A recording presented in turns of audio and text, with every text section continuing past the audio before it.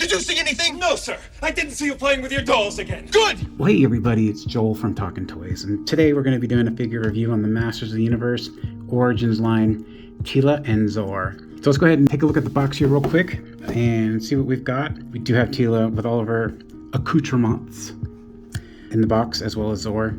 At the top here, we've got the artwork for both Teela and Zoar and Masters of the Universe logo. It's part of the 40th anniversary collection. Heroic warrior goddess commands flying falcon into battle. And if we look at the top up here, we've got a picture of Castle Grayskull. Top of the box there. We come over here, we've got Masters of the Universe, Teela Zoar, and we've got a little dragon thing on the rocks.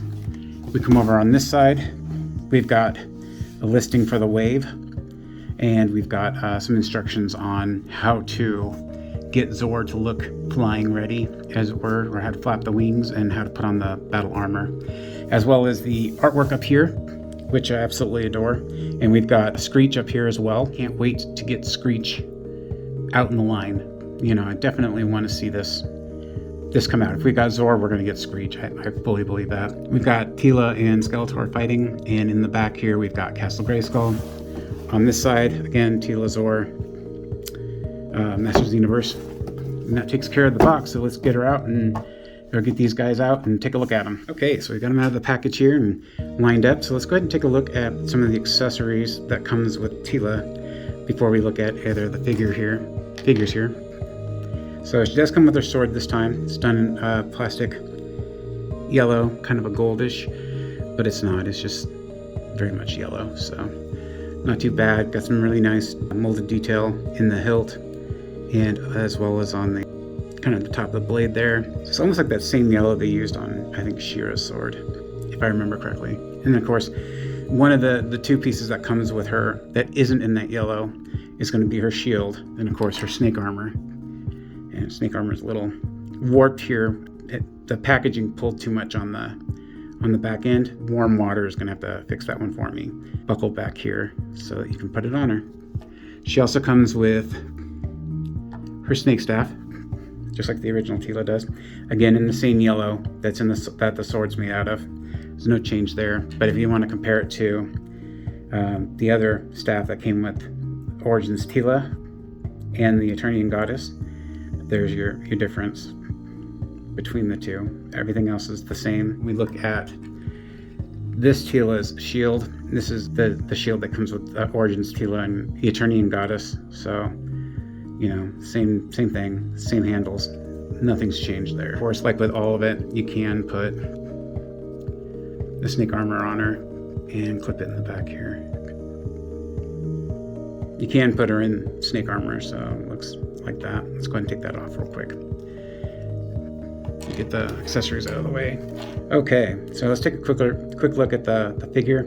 As with all Origins figures, you have the same level of articulation that you always get. Full 360 on the head, up, down, legs, about yay far, yay back, full splits, knees, and ankle tiltage, just like that. And wrists turn, and it looks like they even have that little bend at the wrist as well. So, you know, got that.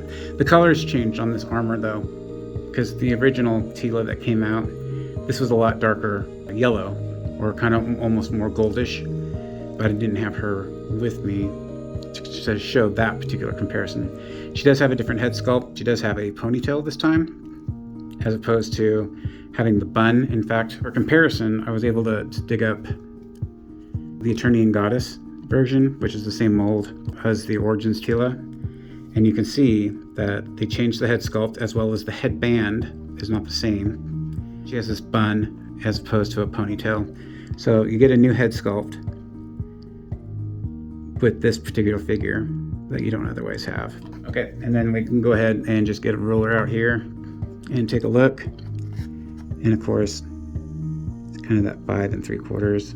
No, 5/5. It's just 5/5. Sorry, my bad. I was reading it wrong. I'm reading it at an angle, so it messes that up a little bit. We'll set her aside though, and we will take a look at Zoar. Zoar comes with a stand, just like previous Nice, kind of a softer plastic. Base is pretty sturdy. Holds the figure well. So I was actually pretty surprised with that. This I think was a lot darker in the original figure, as well as the armor. I want to say it was kind of more darkish orange, almost like this color. But you have nice vibrant colors on Zoar here.